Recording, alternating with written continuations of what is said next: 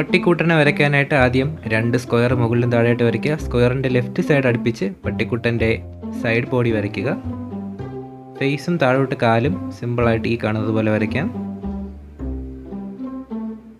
കാലിൽ 3ഉം 2ഉം 5ഉം വിരലായിരിക്കാം, നമുക്കിഷ്ടമുള്ള വിരൽ ആഡ് ചെയ്യാം. പഴത്തോലി പോലെ കിടക്കുന്ന 2 കൊച്ചു ചെവി,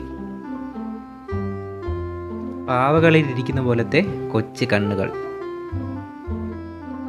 ഓർക്കുക, ഇതൊരു ക്യൂട്ട് പപ്പിക്കുട്ടനാണ്, അതുകൊണ്ട് ഒറിജിനാലിറ്റി ഒന്നും ആരും പ്രതീക്ഷിക്കരുത്.